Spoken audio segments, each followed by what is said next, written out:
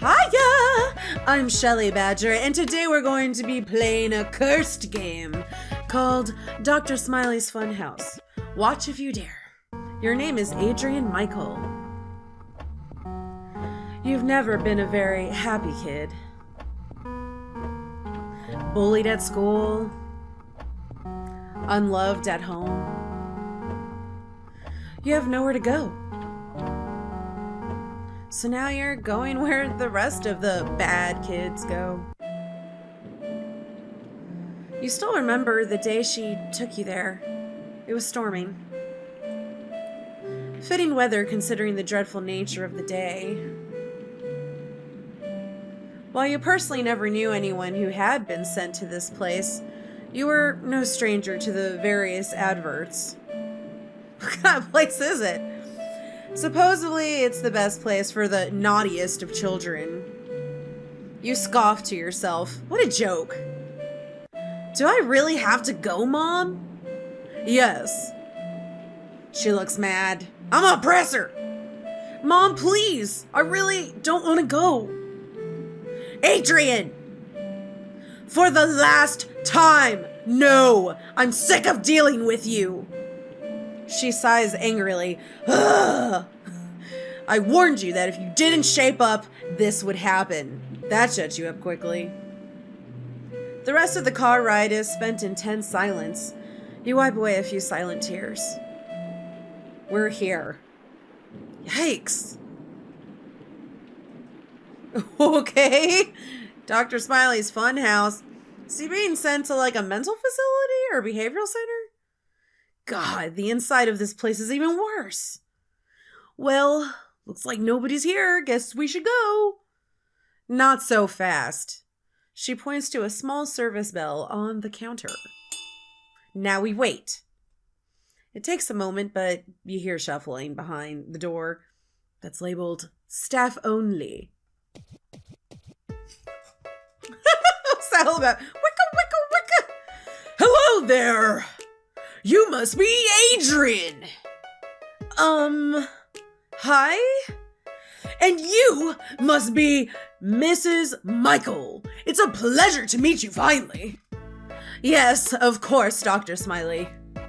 They shake hands and you scrunch your nose. What kind of name is Dr. Smiley? And they're all packed and ready? Yes, everything's there. I made sure to double check that they didn't bring anything that they weren't supposed to. Good, good. Well, you'd best say your goodbyes. Your room is waiting. You send your mom one last pleading look. She just shakes her head. You better make this worth my money. God, she sounds like a bitch. Fine. You know, I'm gonna talk back. As if I'm even gonna try. Fine. Hopefully when I come back to get you, you'll be less of a brat. She spits the last word hatefully, then turns and leaves without saying anything else. My oh my, someone has quite the attitude. We'll have to get started on that little problem ASAP. But for now, I'll show you to your room. He begins leading you to the door in the middle of the lobby. The one you're presuming leads to your room. Makes sense. You begrudgingly follow, carrying your bag. Oh. Now some important things to know. Curfew is at 9. If you're caught outside your room, with the exception of needing the restroom or emergencies, there will be consequences. You don't like how he just said consequences. Yeah, that already seems a little, dark. And all this bright rainbow shit. I mean, don't get me wrong, I love rainbows, but this looks like something that would drive someone crazy. Okay. In addition to curfew, you're not allowed back in the lobby unless personally escorted by me. You look at him confused, as if to ask why? Too many instances of children trying to escape. Why do they want to escape so bad? You'd be surprised how many silly kids have tried to run away when I wasn't looking. That's even more weird. I don't trust this man. For the name Dr. Smiley, I feel like that's simply a facade. Oh, I see. That makes you feel a bit nervous. Well, we're here. Make yourself at home. And don't forget your curfew, young man. I'm gonna be snarky. I don't care about some stupid curfew. My word! You have quite the mouth on you, don't you? You just glare at him. I simply cannot wait to get to work on your case. He ushers you into your room, then leaves.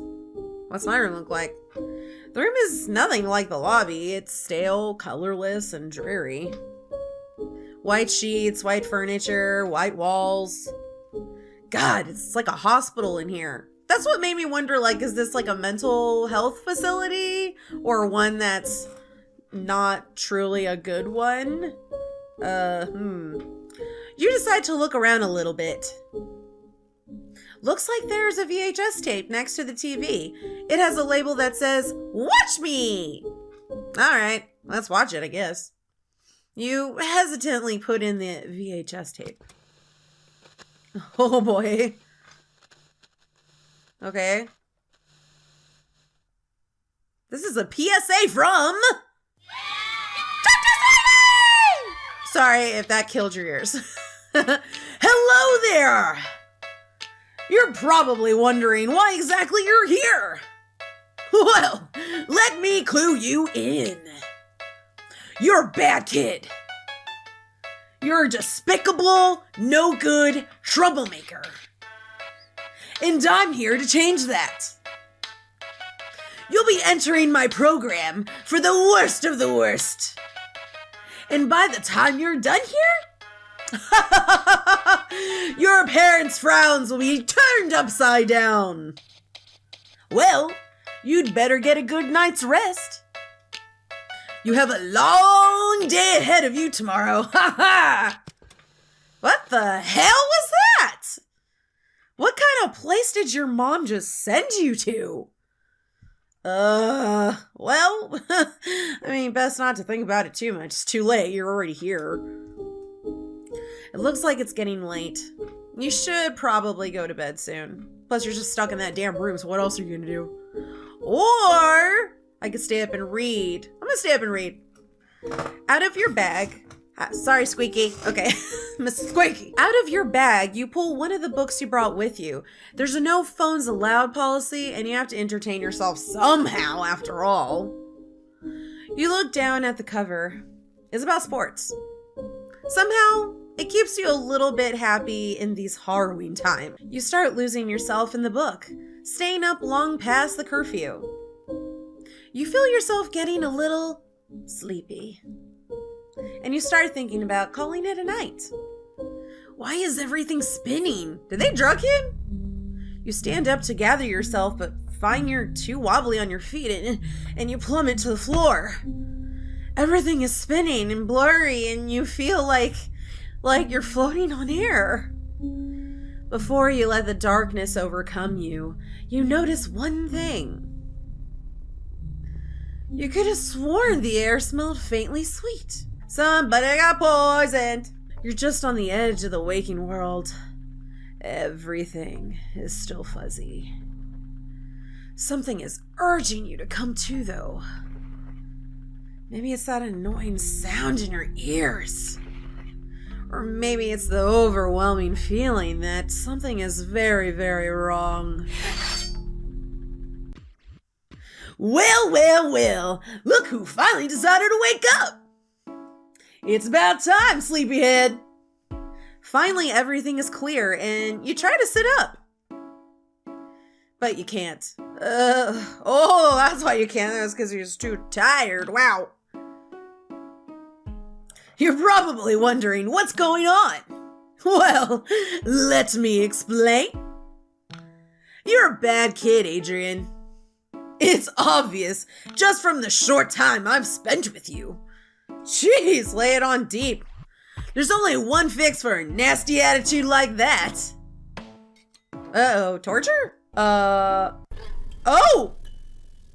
Uh-oh! Spaghetti-o!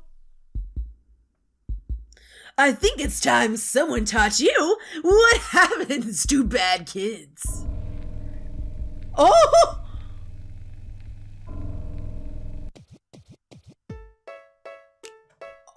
Okay, so wait, so there's other endings? Okay, you know what? I'm gonna do it again. Okay, so this time in the lobby when my mom is leaving, I'm just going to tell her bye. Maybe if I go the nice kid route, it won't be that kind of bad ending. Okay, bye, Mom. She pats your head in a mock affectionate manner, then turns and leaves, waving bye to you on the way out. Geez, that mom's kind of a bitch. There goes your last hope. Well, no time to waste. You have a room to get to. He begins leading you to the door in the middle of the lobby. The one you're presuming leads to your room. You begrudgingly follow, carrying your bag. Now, some important things to know. Curfew is at 9 if you're caught outside your room, with the exception of needing the restroom or emergencies. There will be consequences. Okay, so this time around, I'm not going to read a book. I'm just going to go straight to sleep.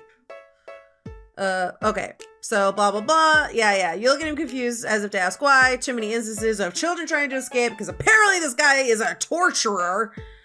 Okay. Here we go. Okay, so this time I'm not going to be snarky. I will resign myself to my fate. You just look at him awkwardly and nod, trying not to look too sad. He ushers you into your room, then leaves. The room is nothing like the lobby. It's stale, colorless, and dreary. White sheets, white furniture, white walls. It truly does make me think this is like a more hospital setting, but a hospital gone wrong. Like the psycho runs the hospital kind of deal. I mean, obviously, this guy's pretty crazy. Okay, so, well, it tells me to watch it, so I probably should. So I'll continue to watch it this time around. I'm going to save here, though. Let's save in this empty slot. Okay. Just in case we need to go back. Oh my god. Hello there. You're probably wondering exactly why you're here. Well, let me clue you in. You're a bad kid. You're a terrible person. Why are you alive? You're a despicable, no good troublemaker who deserves to have the full extent of the law thrown on your ass even though you're a tiny kid. And I'm here to change that because I need child labor, or maybe I just want to torture someone. You don't know what my vacations are like. This business is a side business, purely for my vacational needs. And by the time you're done here, your parents' rounds will be turned upside down because you might be dead. All right.